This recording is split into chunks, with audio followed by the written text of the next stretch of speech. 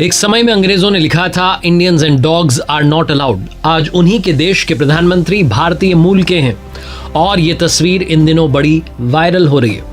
स्वागत है आपका। आप देखना शुरू कर चुके हैं लर्निंग सीरीज सीखोगे नहीं तो जीतोगे कैसे।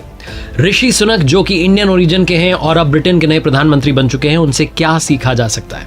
मेरा नाम है आरजे कार्तिक। सबसे पहले मैं बात करना चाहता हूं रिवर्स कॉलोनाइजेशन की।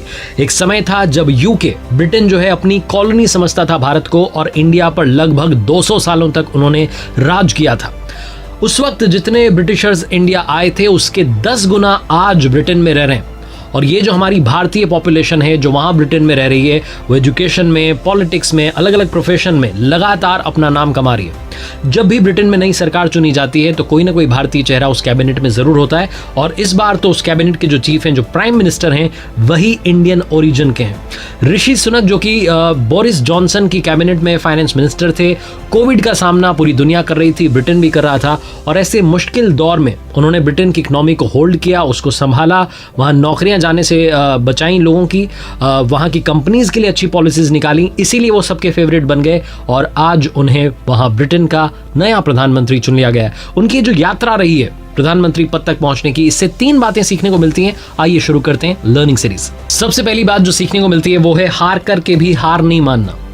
बोरिस जॉनसन ने ब्रिटेन के प्रधानमंत्री पद से इस्तीफा दिया था जुलाई में। उसके बाद वहां इलेक्शंस हुए। इलेक्शंस में बहुत समय तक आगे चल रहे थे ऋषि सुनक, लेकिन आखिरी में लिज ट्रस उनसे आगे निकल गई और ब्रिटेन की नई प्रधानमंत्री चुन ली गई। लेकिन अपनी खराब पॉलिसीज के चलते उन्होंने इस्तीफा दे दिया, और उनके इस्तीफा देने के बाद में एक बार फिर से ऋषि सुनक इस रेस में आ गए और आखिरकार प्रधानमंत्री चुन लिए गए। जो बाजीगर का डायलॉग है, हार कर जीतने वाले को बाजीगर कहते हैं, वो यहाँ ऋषि सुनक ने इम्प्लीमेंट कर दिया। ऋषि सुनक को लग रहा था शायद उन्हें चुन लिया जाएगा, क्योंकि वो ऑलरेडी काफी लोगों की पसंद थे। जैसा मैंने बताया कि कोविड के वक्त जिस तरीके से उन्होंने मैनेजमेंट दिखाया था, फाइनेंशियल मैनेजमेंट दिखाया था, उसी वजह से वो वहां के लोगों की आंखों का तारा बन चुके थे। अगर बात करें ऋषि सुनक की, उनके इस पद तक पहुंचने की, तो वो पहले हिंदू प्रधानमंत्री होंगे ब्रिटेन के जो कि वहां पहुंचे हैं, पहले अश्वेत प्रधानमंत्री होंगे जो इस पद तक पहुंचे हैं। और मुझे इस वक्त याद आती है डेविड कैमरन की वो बात जो उन्होंने कही थी कि देखना एक ना एक दिन ऐसा आएगा जब कोई ना कोई इंडियन ओरिजिन का व्यक्ति जो है इस पद पर आसीन होगा, और आज उनकी बात सच साबित हुई है। ब्रिटेन के 210 साल के इतिहास में सबसे यंग प्राइम मिनिस्टर चुने गए हैं ऋषि सुनक, जिनकी उम्र तकरीबन 42 साल है। 12 मई 1980 को उनका जन्म हुआ। उनके फादर यशवीर जी नेशनल हेल्थ सर्विस में जनरल प्रैक्टिशनर थे। उनकी माँ उषा जी फार्मासिस्ट थी। उनके दादा दादी पंजाब के रहने वाले हैं। दूसरी बात जो सीखने को मिलती है वो ये है कि अपनी रूट्स को कभी मिस मत कीजिए, अपनी जड़ों को कभी भूलिए मत। बहुत सारे लोग आजकल अपना होम टाउन बताने से कतराते हैं, अपने धर्म को बताने से कतराते हैं, उसको फॉलो करने में थोड़ा उनको लगता है कि शर्म आ रही है, लेकिन ऐसा कुछ भी ऋषि सुनक साहब के केस में नहीं है। वो हिंदू धर्म को मानते हैं, भगवान श्री कृष्ण के भक्त हैं, और समय समय पर ऐसी तस्वीरें आती रहती हैं जो बताती हैं कि उनकी भगवान श्री कृष्ण में प्रगाढ़ आस्था है।